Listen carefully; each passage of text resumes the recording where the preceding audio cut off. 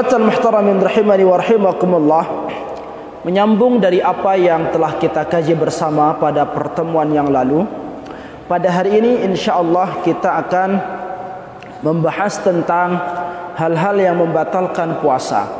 Dan ini tentu tema yang sangat penting untuk kita ketahui bersama, untuk menjaga puasa kita agar puasa kita betul-betul sempurna di hadapan Allah Subhanahu wa taala.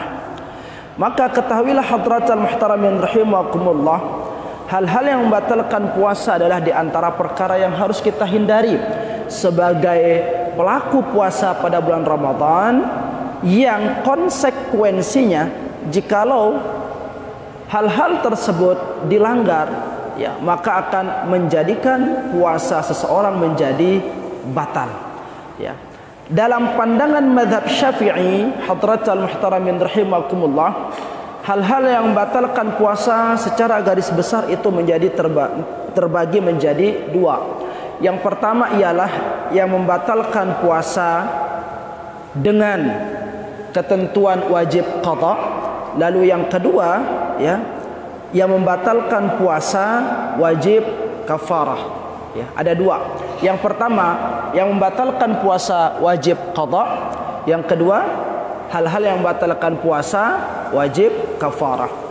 Nah, yang pertama hadratal muhtaramin rahimakumullah, yang membatalkan puasa, yang dimana ketika pelanggaran ini dikerjakan maka akan menjadikan puasa seseorang itu menjadi rusak dan wajib untuk diqadha setelah Ramadan.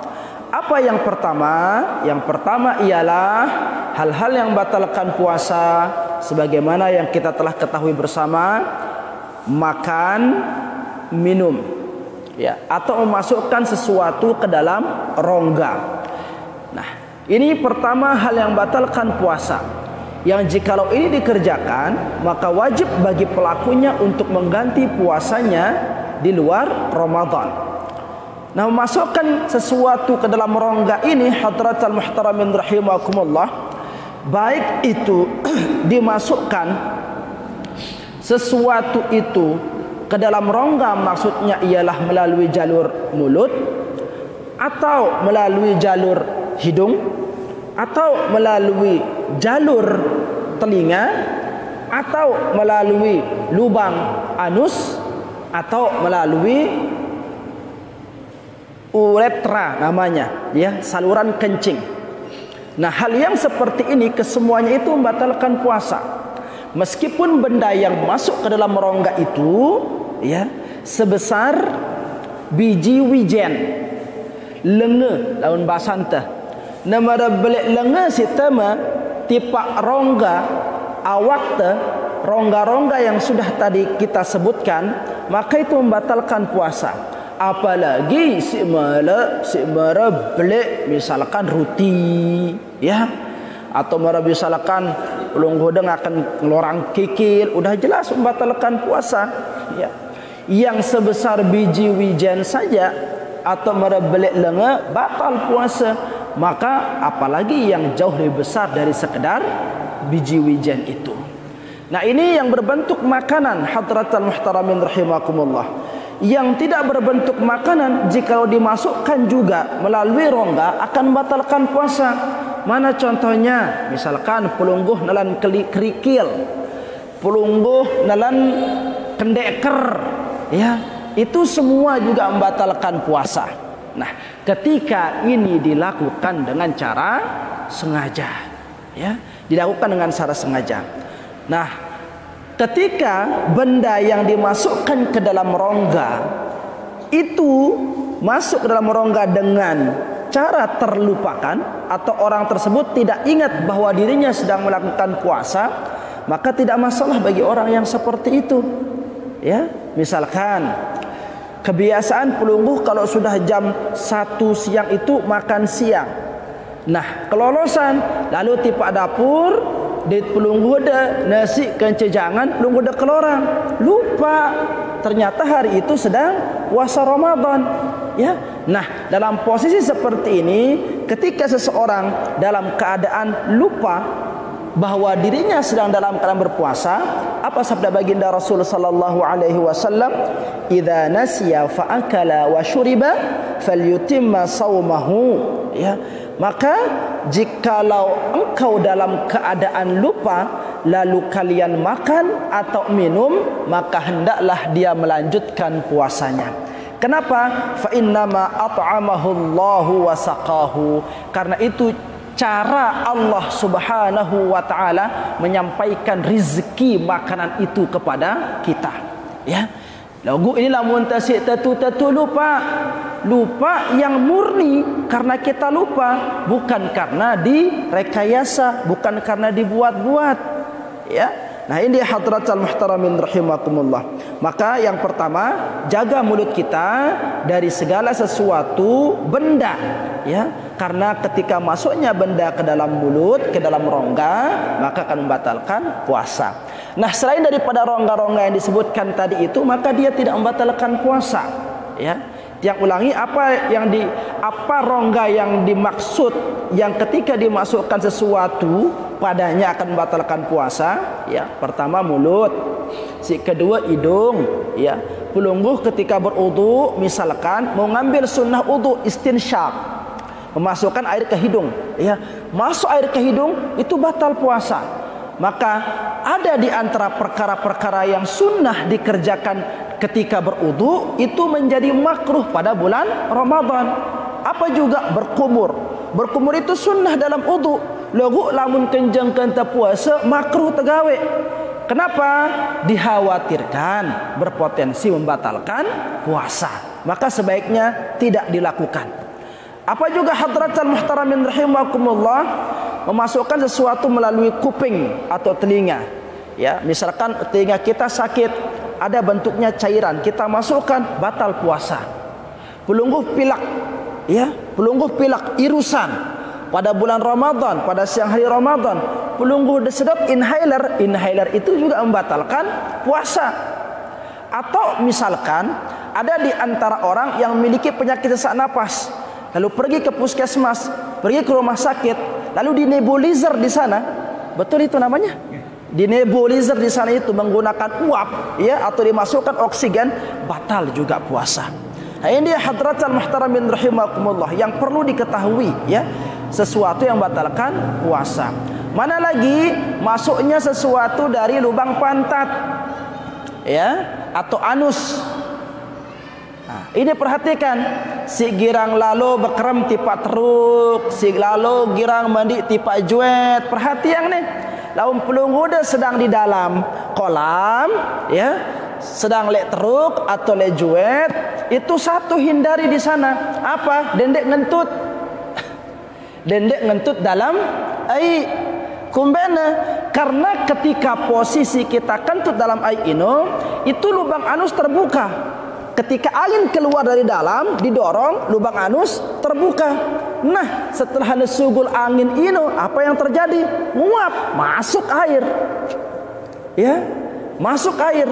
Lekan luang pantat. Nah, itu juga membatalkan puasa. Ya, maka sebaiknya kalau pelungguh ingin buang angin ketika mandi bekerem itu naik saja. Ya, naik tipe atas. Atau lawan pelungguh mele, gampang saja caranya. Biar pelungguh bisa tetap bekerem sambil kentut di dalam koko, gampang caranya. Bagaimana? Pelungguh besungkleng, otak dah jadi bawah, tombong dah jadi atas. Nah, lamun tombong dah jadi atas, di atas sih dengan tut puasa puas deh. Insyaallah aman dan tambah iletono. Ya. Nah, itu caranya kalau pelungguh ingin selamat, ante dendek batal puasa. Atau yang terakhir yang dimaksudkan dengan rongga itu masuknya benda ke uretra.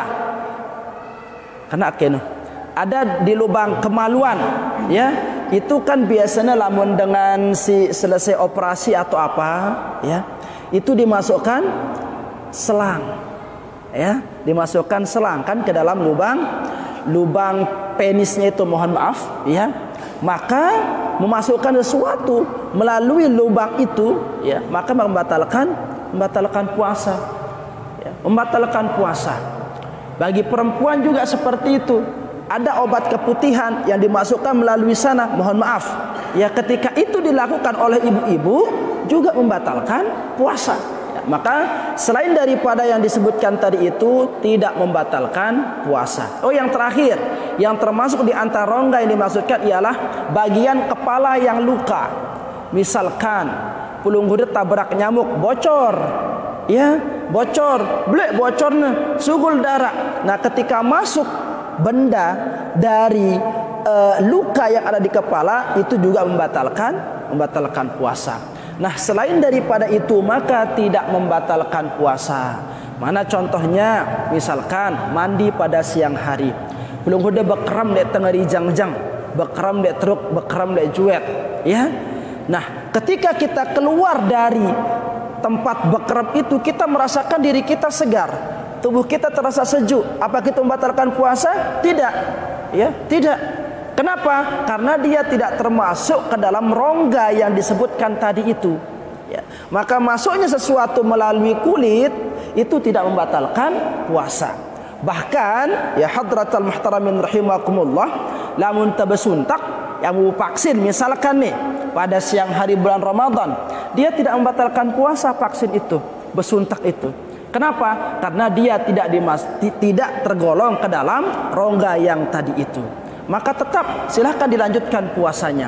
Hanya saja ya, menurut para ulama, baik suntik, injeksi ataupun infus itu hanya bisa dilakukan ketika dalam keadaan terdesak, ketika dalam keadaan dibutuhkan, ya.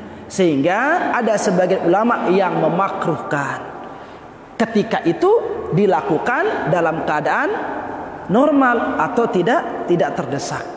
Nah, ini dia hadratul muhtaramin rahimakumullah. Yang pertama yang menyebabkan batalnya puasa seseorang.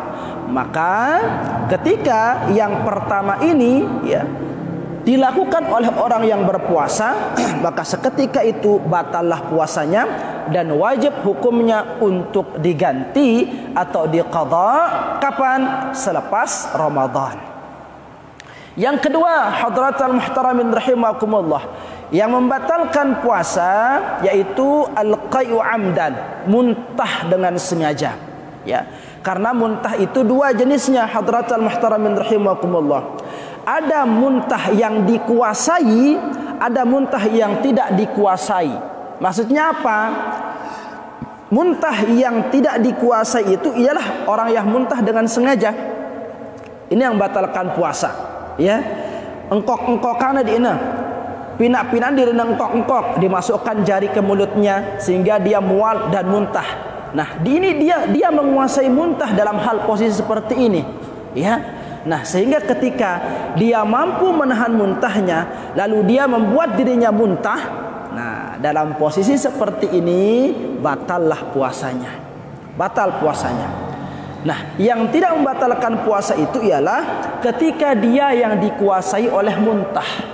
Ya, umpamanya ada orang yang tidak kuat perjalanan darat, laut atau udara. Ya. Nah, ketika dia naik kendaraan, misalkan pergi ke Sumbawa, ya, di tengah laut gelombang besar sehingga membuat kapal itu goyang. Nah, posisi seperti itu kadangkala ada orang yang tidak kuat dengan kapal laut itu sehingga membuat perutnya mual, kepalanya pusing, dan mau tidak mau dia harus muntah. Nah, mau tidak mau harus dia muntah. Nah, ini namanya posisi dia dikuasai oleh muntah. Nah, ketika orang yang mabuk perjalanan baik darat, udara ataupun air, orang yang seperti ini ketika dia muntah tidak menyebabkan puasanya menjadi batal. Ya, dalam sebuah hadis Rasul sallallahu alaihi wasallam bersabda, "Man zara'ahu qai'un wa huwa sha'im falaysa qada'un." Ya, barang siapa orang yang dikuasai oleh muntahnya sementara dia dalam keadaan berpuasa, falaysa qada', maka tidak ada kewajiban untuk mengganti puasanya atau tidak wajib qada bagi orang yang muntah seperti yang tadi, ya. Akan tetapi ketika muntahnya itu anistaqa'a amdan falyaqdi, maka ketika dia muntah itu dengan secara sengaja, maka wajib diganti. Wajib diganti. Mana contohnya muntah dengan sengaja? Seperti yang tadi sudah kita contohkan, ya. Nah, ini yang kedua, hadratul muhtaramin rahimakumullah, di antara perkara yang membatalkan puasa. Yang ketiga, hadratul muhtaramin rahimakumullah, yang membatalkan puasa yang berikutnya ialah apa? Al-haid wan nifas. Dan ini khusus bagi ibu-ibu, ya. Nah, ketika perempuan telah mengalami masa haid dan dia berjumpa pada bulan Ramadan, didatangi oleh haidnya pada bulan Ramadan, maka seketika puasanya menjadi batal. Seketika puasanya menjadi batal. Meskipun misalkan cuma tinggal sebentar lagi, ya, tinggal sebentar akan masuk waktu maghrib, sudah nggak ada toleransi di sana, batal seketika puasanya. Kenapa? Karena dia tidak mendapatkan syarat atau penyebab yang menjadikan puasanya menjadi sah. Ini dia, ya. Lalu muncul pertanyaan bagi kaum ibu-ibu, bagaimana hukum puasa orang yang haid, ya? Orang yang haid yang dimana haidnya itu tidak normal. Ini sering masalah dan sering pertanyaan. Setiap tahun kita dapatkan pertanyaan seperti itu, meskipun pernah kita bahas, ya, pada waktu-waktu sebelumnya. Ada yang bertanya, bagaimana kita, Pak Ustadz, saya sedang puasa, kita berada pada bulan Ramadan, ya.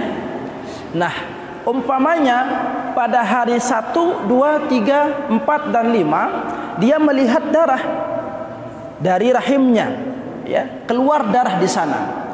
Nah, lalu pada waktu dia melihat darah keluar, tentu dia tidak berpuasa, karena haram bagi perempuan yang keluar darah haidnya itu untuk berpuasa. Nah, akan tetapi pada hari ke-6, 7 dan 8 dia tidak melihat darah yang keluar dari dirinya.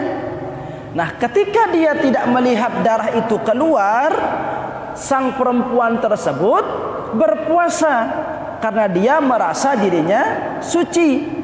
Nah, akan tetapi, ya, pada hari ke-9, 10 dan seterusnya dia melihat kembali darahnya keluar. Pertanyaannya ialah, bagaimana hukum puasa yang dikerjakan pada hari ke-6, 7 dan 8 itu? Apakah dia sah atau tetap wajib diqadha? Nah, di sini ada dua pendapat ulama hadratan muhtaramin rahimakumullah terkait peristiwa seperti yang tadi ketika menimpa para ibu-ibu. Ada dua pendapat ulama. Yang pertama, ya, pendapat ulama yang pertama mengatakan apa? Dia dihukumkan suci. Ya, dia dihukumkan suci. Artinya apa? Puasanya dianggap sah. Mengapa? Karena apa yang disaksikan pada hari itu, apa yang dilihat pada hari itu, tidak keluarnya darah pada hari itu menjadi dalil bagi wanita tersebut untuk mengatakan dirinya bahwa dirinya dalam keadaan suci. Ya. Namun muncul pendapat kedua, dan ini mayoritas sebagian besar ulama, termasuk diantaranya para ulama Syafi'iyah, mengatakan apa? Bahwa puasa perempuan yang haidnya itu terjeda, maka puasanya dianggap batal. Puasanya dianggap tidak sah.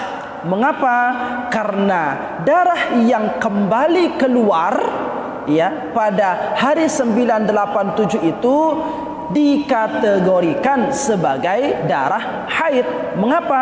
Karena keluarnya darah yang kedua belum melebihi batas maksimal masa haid. Ya, maka bagi para perempuan, kenali darah haidnya, kenali hari-hari haidnya, kapan dia mulai keluar, agar bisa paham terhadap puasa yang dilakukan itu seperti apa dia akan menyikapinya. Begitu, ya. Dan masa atau batas maksimal masa haid dalam mazhab Syafi'i ialah 15 hari.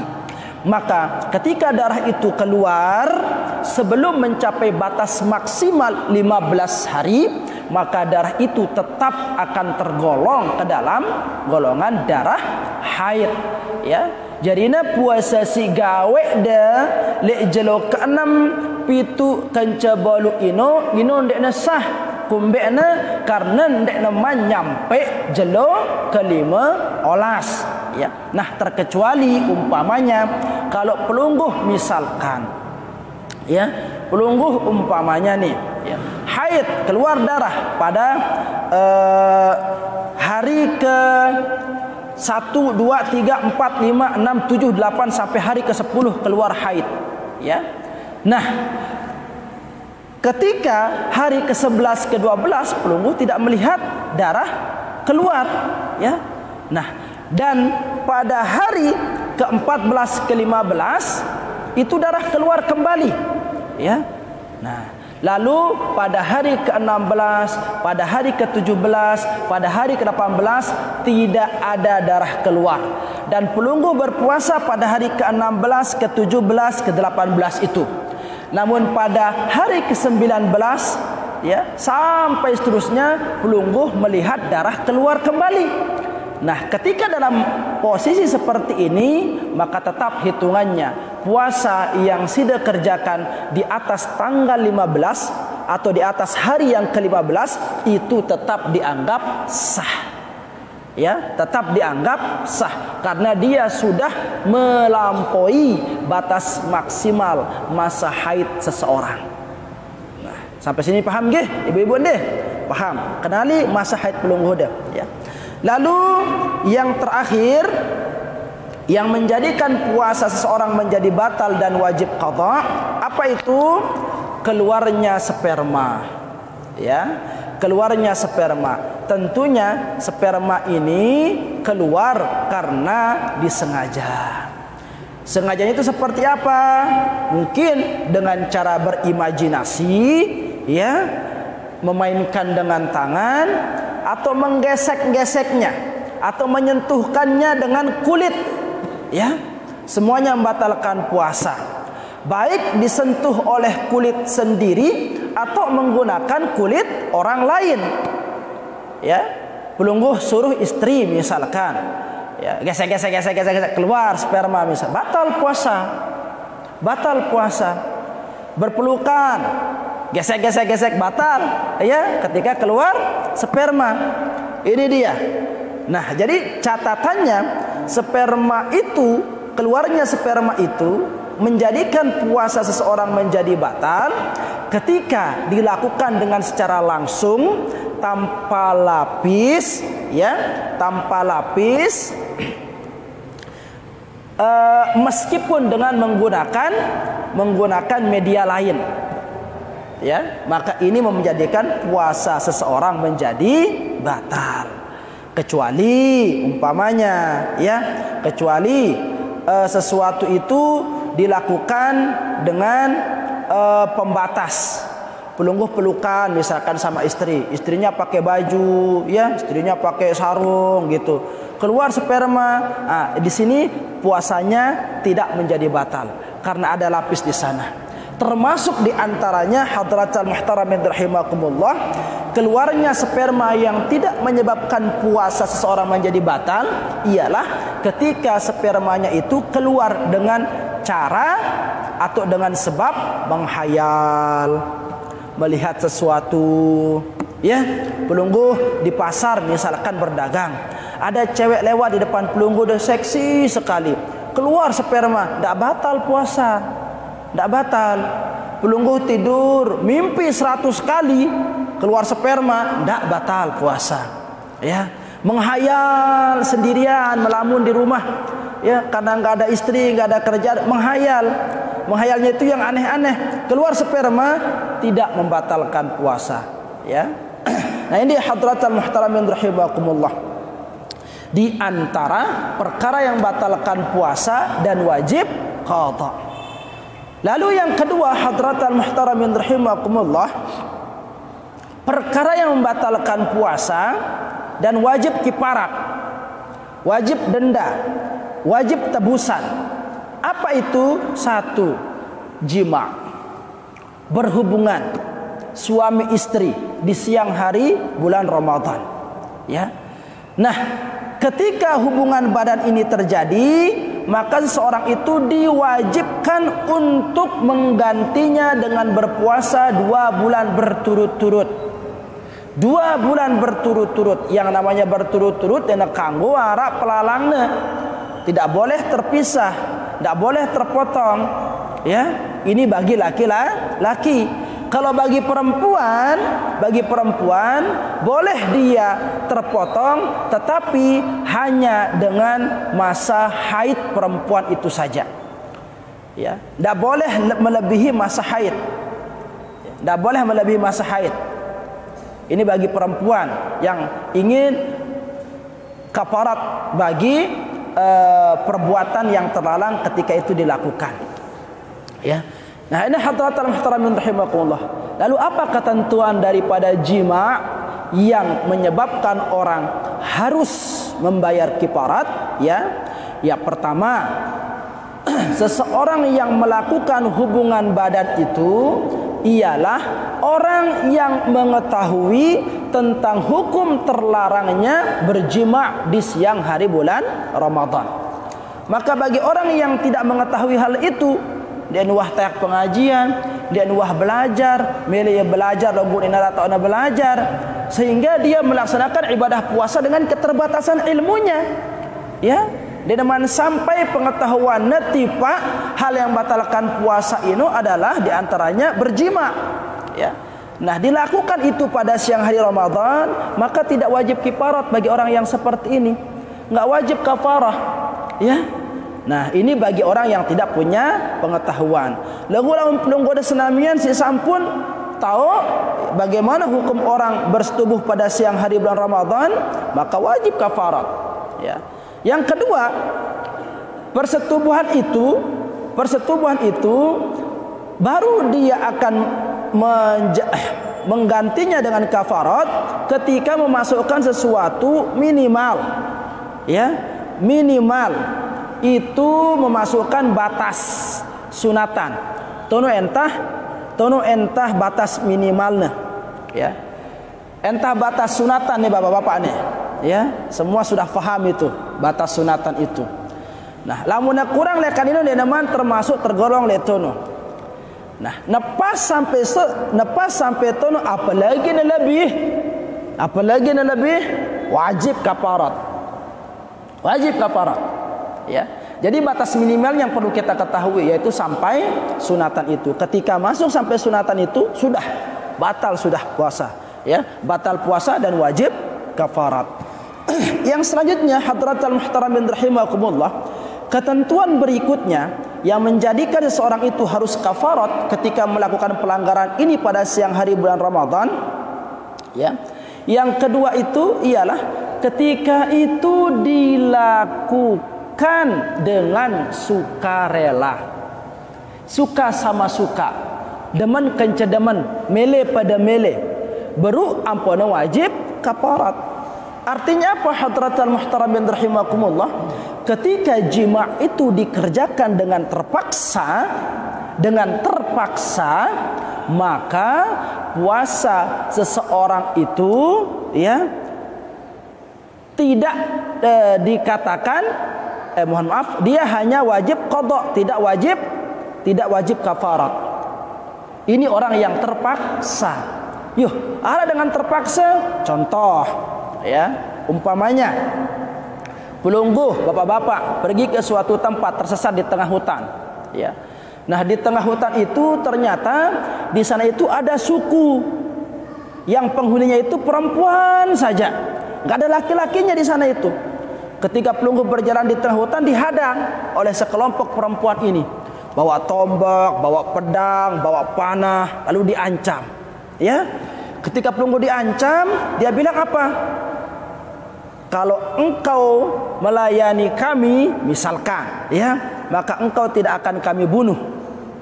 Tetapi kalau kamu tidak mau, maka kamu akan kami bunuh.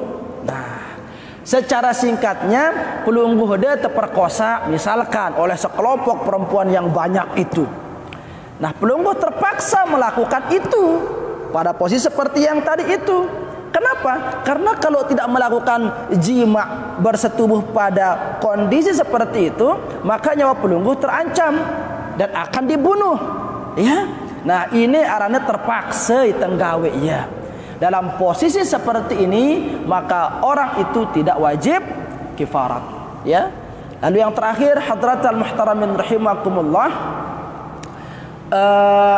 jima itu ya menyebabkan batal puasa seseorang dan wajib kifarat ketika dia membatalkan puasanya dengan berjima. Ketika dia membatalkan puasanya dengan bersetubuh.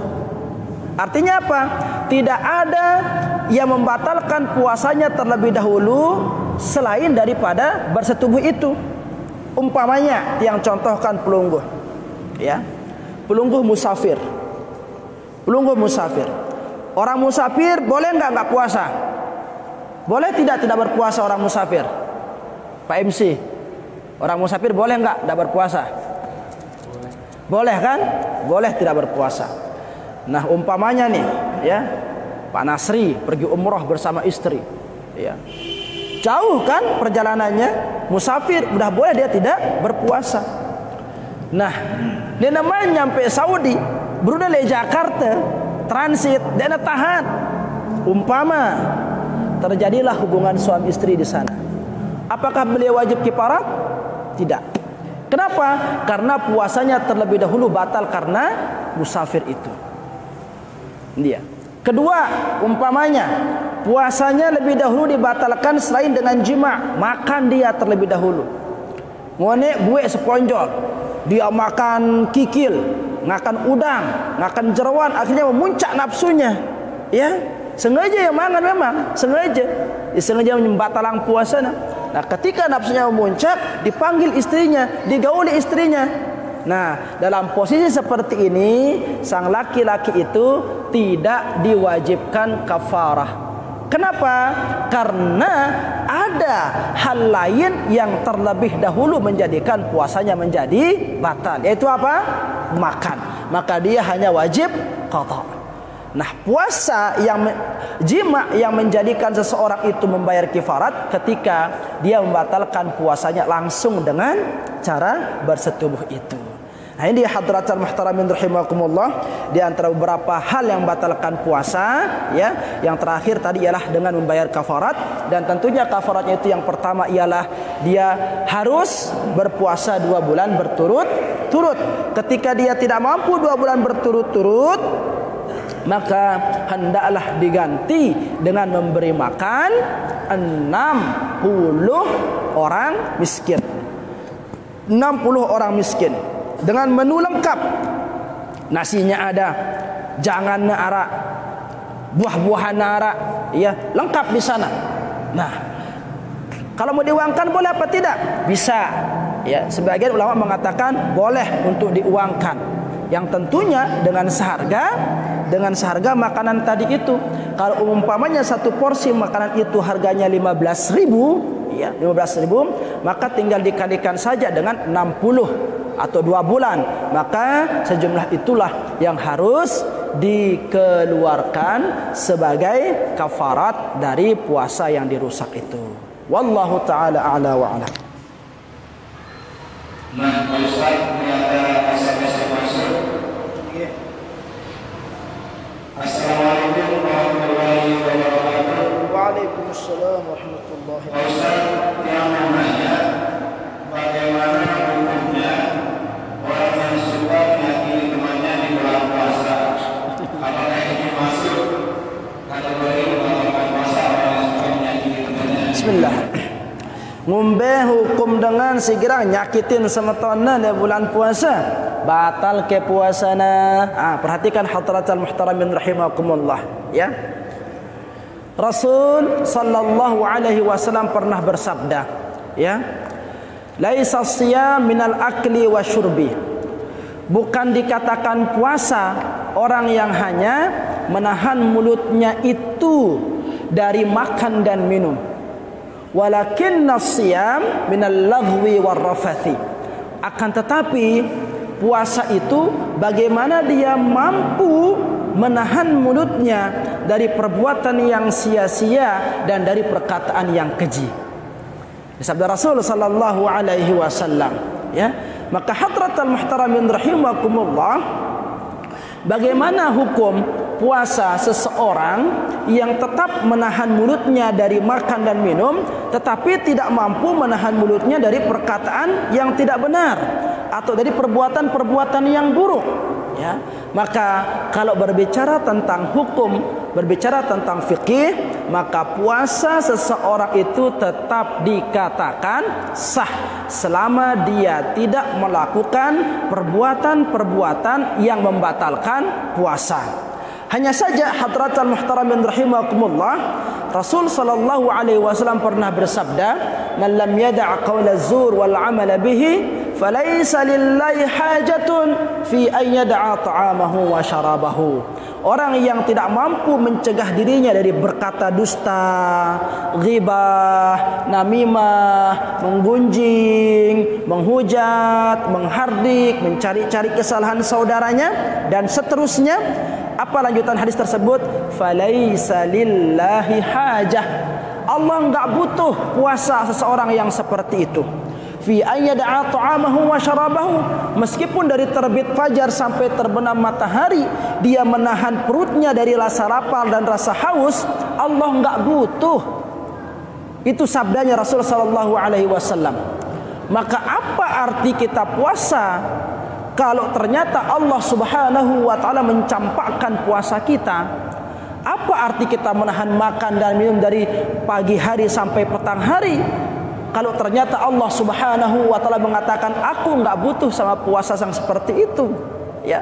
Nah, maka dari beberapa hadis yang menjelaskan tentang ancaman bahayanya perkataan-perkataan keji dan perbuatan-perbuatan buruk bagi orang yang sedang berpuasa, sehingga ulama menyimpulkan bahwa puasa yang dikerjakan oleh orang yang masih menyempatkan diri melakukan perbuatan-perbuatan keji, berkata-kata yang tidak baik, ya, dikatakan oleh para ulama puasanya tetap dianggap sah, namun dia tidak memperoleh pahala apa-apa dari puasanya itu. Ya, puasa sekedar hanya menggugurkan kewajiban, legun darak kena, darak mau na pahala, ya. Dan nanti pada hari kiamat dia tidak berhak untuk meminta balasan atas puasa yang dikerjakan di hadapan Allah Subhanahu wa taala. Wallahu taala. Baik, terima kasih kepada Ustaz atas penjelasannya. Selanjutnya ada yang bertanya di sosial media, Ustaz, di Facebook, kebetulan kita secara langsung. Iya, silakan. Ini terkait dengan vaksin ini. Vaksin Sinovac apa Moderna? Tadi sudah dijelaskan sama Pak Ustaz bahwa vaksinasi itu tidak membatalkan. Nah, jadi pertanyaan ini, apakah kita vaksin di bulan puasa itu puasa kita batal atau tidak, Ustaz? Silakan Ustaz. Vaksin pada siang hari Ramadan batal puasa apa tidak? Tidak. Yang menyebabkan dia tidak batal itu bukan karena vaksinnya, ya, tetapi karena memasukkan sesuatu tidak melalui rongga yang menyebabkan batalnya puasa seseorang. Tadi kan sudah kita jelaskan apa yang dimasukkan dengan rongga. Pertama mulut, yang kedua hidung, yang kedua telinga, yang keempat belakang, yang keempat luang penik, ya, dan yang kelima yang terakhir itu masukkan benda lewat luka, lekan kepala. Ini yang dikatakan rongga-rongga yang ketika dimasukkan sesuatu padanya akan membatalkan puasa. Nah, terkait memasukkan sesuatu benda tidak melalui rongga-rongga yang disebutkan tadi itu, maka tidak membatalkan puasa. Mana contohnya kulit, ya, tidak membatalkan puasa. Hanya saja, ya, hanya saja merangkun besuntek, ungkun berimpus, ya, itu hanya boleh dilakukan ketika dalam keadaan terdesak, darurat, ya. Jadi kalau misalkan Pak Ucan masih sempat vaksin jamaah pada malam hari, ya silakan dikerjakan pada malam hari, begitu. Dendek dengan lapar, terus apa tembangan moderna kan modar langsung kan, bandeng ngawak dan sebagainya. Nah ini yang kita bahayakan nanti, bukannya malah tambah sehat, tapi malah tambah kacau orang nanti dibikinnya. Jadi sebaiknya pilih waktu yang tepat, ya. Nah umpamanya ada orang yang kolep lemah sekali, ya, sudah batalang puasa dia mele, kangenku puasanku tunadama, dia kumele batalang puasanku. Sudah dehidrasi parah dia sudah, tetapi dia tetap ingin puasa.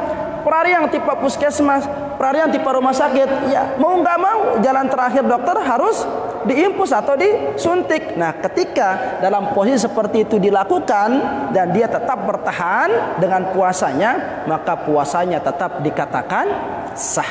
Sampai ini kita paham nggih? Wallahu taala a'lam. Ya, terima kasih atas jawaban yang diberikan oleh Bapak Malik. Ada lagi satu pertanyaan tadi Ustaz, ini pertanyaan yang beliau lewat SMS. Assalamualaikum warahmatullahi wabarakatuh Ustaz. Waalaikumsalam warahmatullahi wabarakatuh. Izin bertanya Ustaz, apakah kata puasa orang yang berjumpa mesra dengan istrinya di saat sedang berpuasa tanpa berhubungan badan? Terima kasih. Nah, saya tak lebihnya lamun tengaji langsung deh kan cerita lekan mantu. Mungkin ketika pembahasan seperti yang tadi tidak disimak ya oleh saudara kita di rumah. Nah, sehingga ditanyakan kembali. Nah, perhatikan hadratul muhtaramin rahimakumullah. Bercumbu mesra dengan istri pada siang hari Ramadan. Tidak sampai berhubungan suami istri. Tidak sampai keluar sperma. Apakah membatalkan puasa? Tidak. Tidak membatalkan puasa. Ya. Meskipun keluar sperma, tetapi dengan lapis. Istrinya pakai baju, dia pakai celana, istrinya pakai sarung, dia berpelukan, keluar spermanya di sana, tidak membatalkan puasa. Karena yang membatalkan puasa itu ketika, ya, mohon maaf, ketika kelaminnya itu bersentuhan dengan tanpa lapis, dengan tanpa lapis, dengan tangan langsung, ya, gesek-gesek di kulit, nah, atau menyuruh orang lain. Berimajinasi seperti itu sudah berkreasi, berkreativitas dan sebagainya. Nah, ketika hanya bercumbu saja dengan istri, berpelukan umpamanya, ya, tidur, si biasa tinduk misalkan ya, berpelukan dengan istri, tetapi dia menggunakan baju, menggunakan lapis, berpelukan, apakah batal puasa? Tidak membatalkan puasa. Ya, nah lamun lebih lekat ino aja baru nabatal puasa, ya, bersenggama atau apa gitu. Bahkan dikatakan oleh para ulama, meskipun dimasukkan kemaluannya itu ke kemaluan mayat, ya, meskipun orangnya itu sudah meninggal, tetap dikatakan batal puasa. Ataupun dimasukkan ke dalam dubur hewan, ya, bembe misalkan, sempi, angna temang, ya, itu membatalkan puasa. Jadi seperti itu ketika dia keluar spermanya. Deh, wallahu taala.